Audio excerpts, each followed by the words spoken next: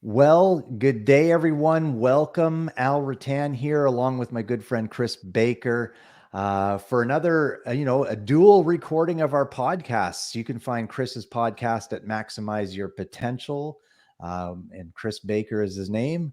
And again, my name is Al Rattan, and my podcast is titled Lead from the Driver's Seat. And today we're going to ask the question and discuss it. What are you for? What are you for? And really, we're getting sort of the idea from this from a great book by Jeff Henderson. And if you haven't read it, I highly recommend it. It's called Know What You're For. It's it's a powerful book, Chris. Like, what are your first thoughts around the book as you've been diving into it? Yeah, no, I agree with you 100%. As you know, the last few years, I've really been aware of understanding your why and looking at what's your Yeah. purpose. And this book to me is just a carry on from that, and actually probably even makes it even more simple, right? Than that Mm. in terms Hmm. of what are you for? And again, over the next few weeks, we'll go deeper into this. Um, but as you say, and we were talking a little bit about it, it's just understanding two things, right? One is what do you want to be known for? And Yeah. then the second question is, what are you known for, right? So, and I probably said those slightly wrong, but in other words, what do you think you're known for, and then what do other people think you're known for? And Yeah. are they the same thing, right? A reality is they're probably not. In a lot of cases, I think there is a disconnect between what we think, like, hey, I want to be known for. And then personally, so my own personal business sort of mantra is to unselfishly seek the best or higher good for others. I would love to be known for or as an encourager of others. Mhm. But if I was to go down the street and say, "Hey, do you know Al Rattan?"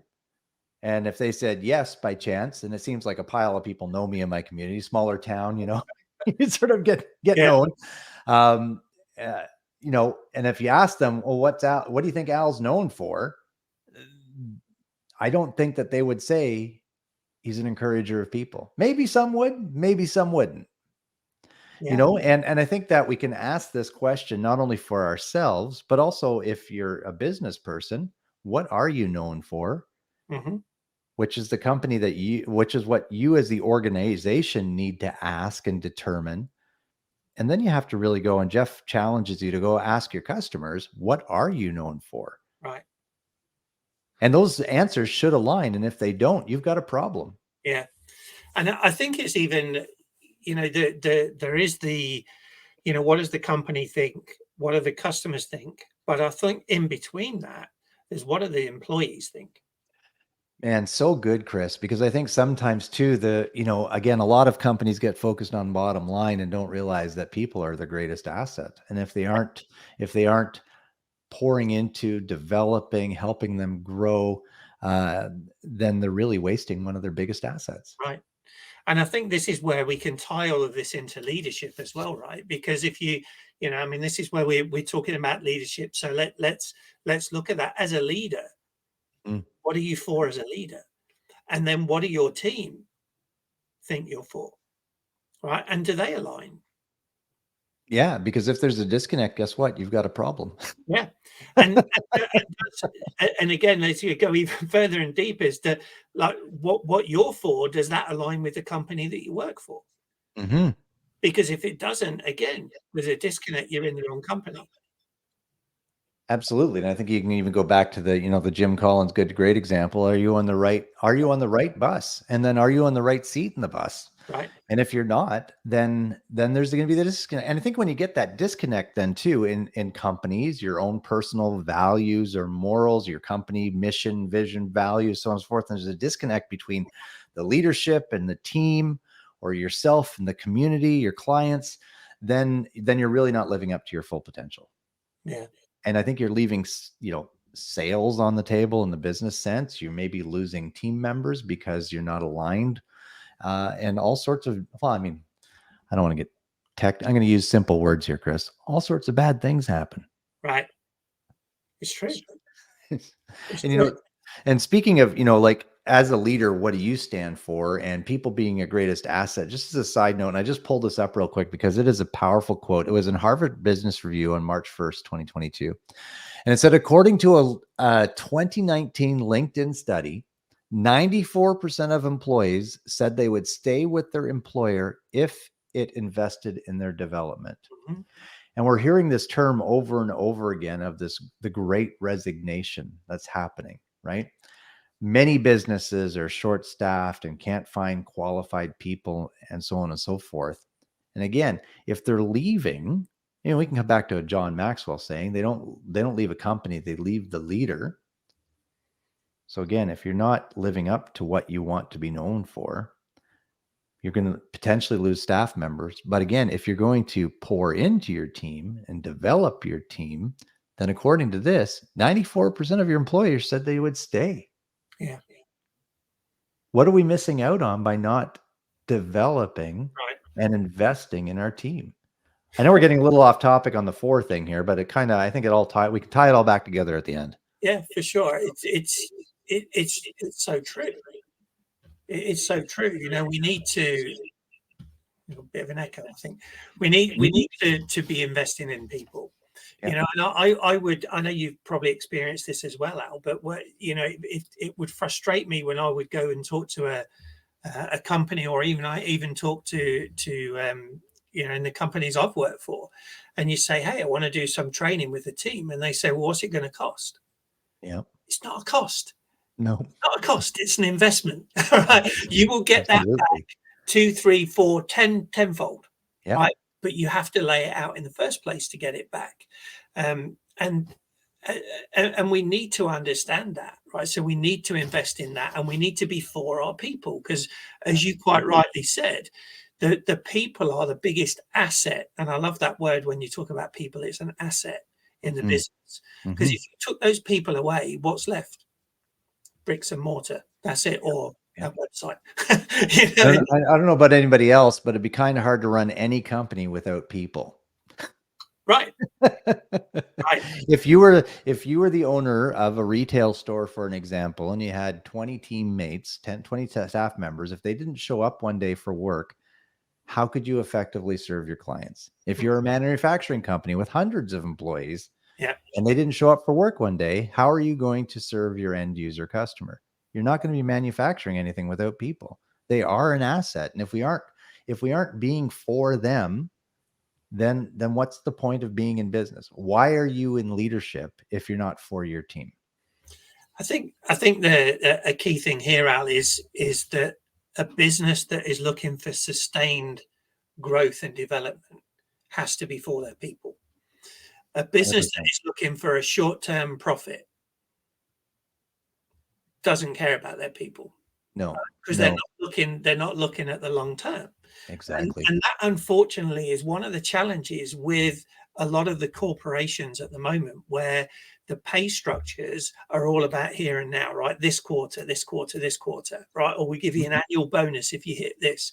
Don't worry about next year, just hit this, right? So what happens is that the people that are in not all of them, but a lot that are in line for those bonuses just run for those bonuses. They're not thinking about even 6 months, 12 months down the line, let alone 5 years, 10 years. Exactly. Right? So exactly. That's a challenge, right? And I think absolutely. And I think this whole bringing it, with 4-year people, if you're not, and they leave, or the cost of training and development for your team, what's the cost of replacing a team member that leaves, especially an experienced one? The interviewing process, the HR involved, the reference checks, the onboarding, and then how many months of training does it take to get them up to speed to the person that left? I read a report a while ago, I think it was from Gallup, that was estimating it's twice the annual salary. All right. Now, wow. Twice. I did not even think it would be that high, but that is incredible. Because you're thinking about all the lost production while you're recruiting them, and then the lower production while you're training them, on top of all of the manpower and the advertising and everything to get them in. So if you think about, again, let's just take a $50,000. Let's take a business with 100 people, right? That lose it, that's got a 10% turnover, which is not a huge turnover, right? Nope. That's Nope. 10 people a year. Yeah. And let's say that the average wage is $50,000 for those people, which again is probably shooting low. I just want to say I'm glad you're keeping the math simple here, Yeah, Chris. that's why I was doing it.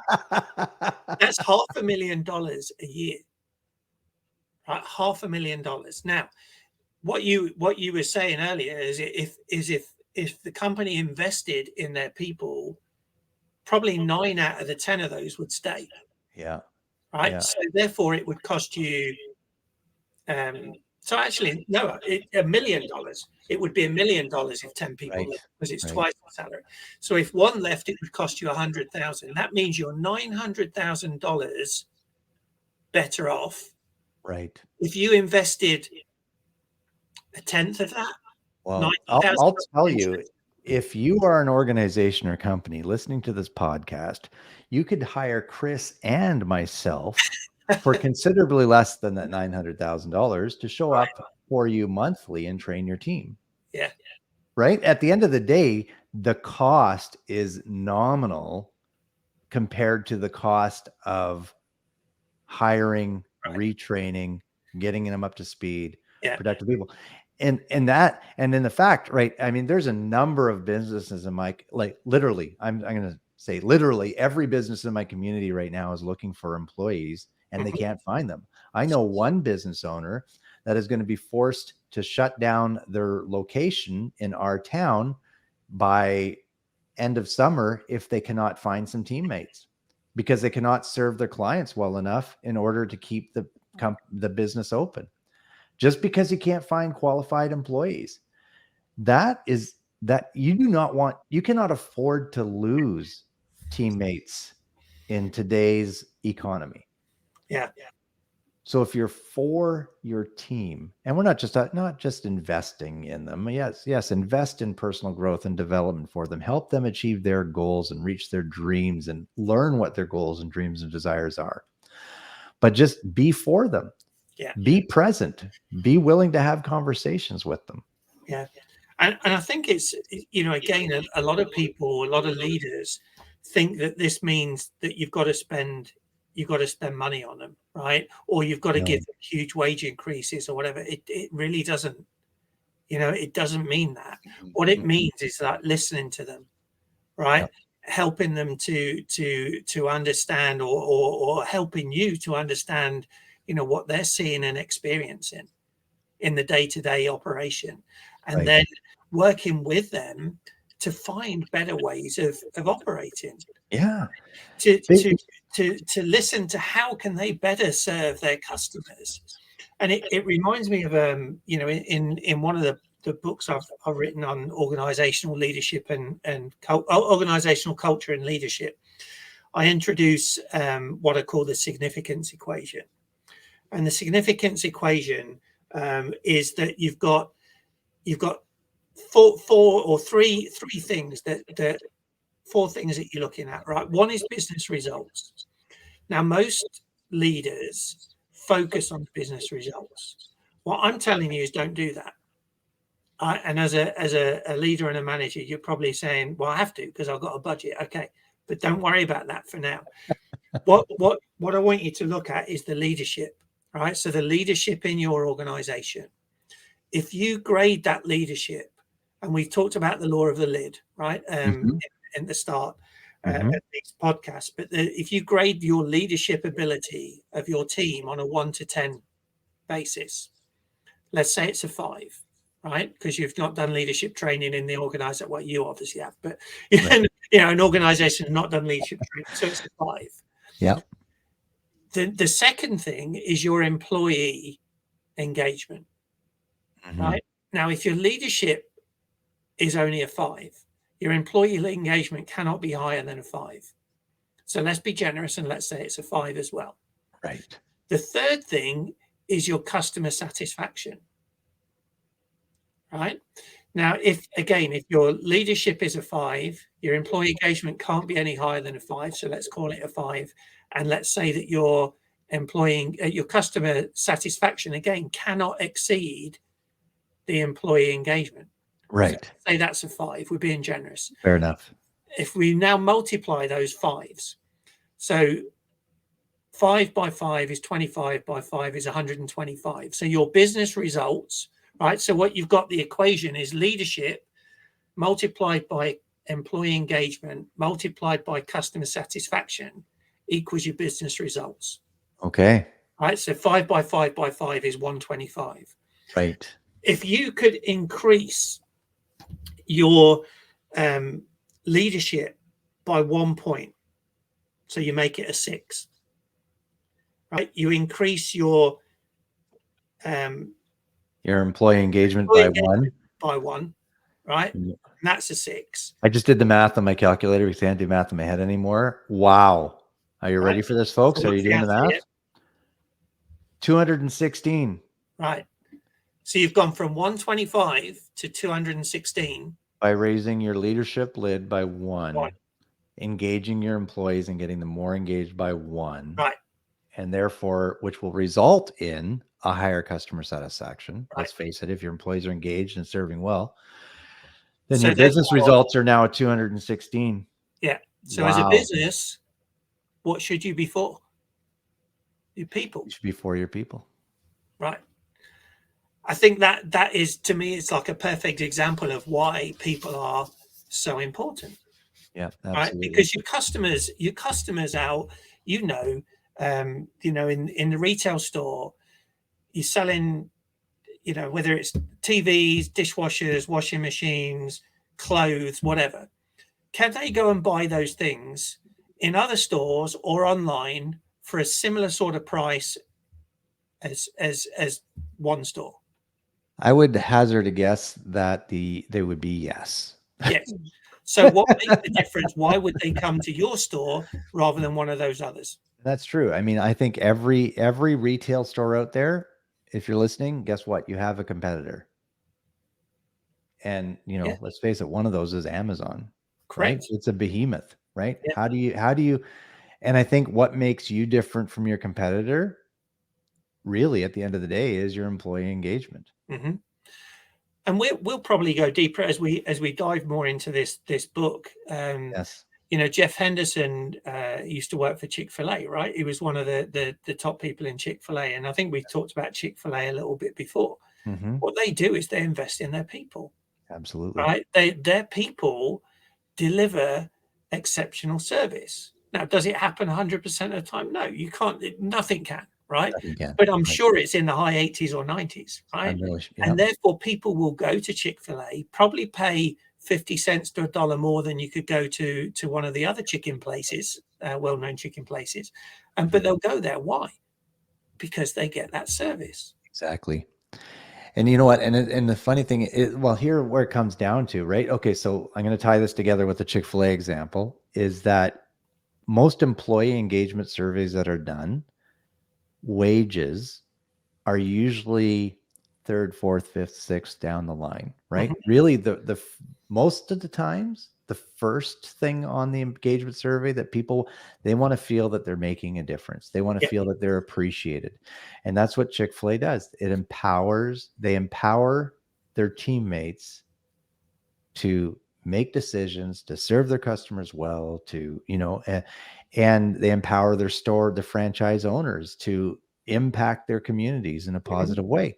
So that again comes back to, are you for your people? Because if you are, in most employment engagement surveys, and ones I've participated in, and I worked for a massive company with tens of thousands of employees here in Canada, and they had and wages was not number one. Most managers think, oh, people just want more money. No, you know what they want? They want to feel appreciated and know that they're making a difference. Correct. That's what they want. And if you're for your people, they will feel that. Yeah. And that goes back to what you're saying earlier about 94% of people would stay. And it's much easier to build a team and grow a team when you've got that consistency, right? Mm. The same as in the car dealerships that I worked for and ran in the UK. The easiest business was your repeat business and your referrals. 100%. Right? The only way you get that is by treating your people right and getting your people to treat the customer right. Then the customer will spend money with your business. The business will be right. So I go back to what I'm saying earlier. Don't focus on the business results. Yeah. If Focus that's on the what you're people. for, you're on a slippery slope. Absolutely. Right? What you need to be for, in our opinion, right, is the people. As the And people. it starts with the leadership. Then the Absolutely. employees, they'll look after your customers. The customers will look after your business. Right. Absolutely. So here's the thing. We like to leave our listeners with a task, right? So think about the company that you work for now, right? If you work for a company, if it's your own company, same will be. What is your company for? Mm-hmm. All right. Is it clear?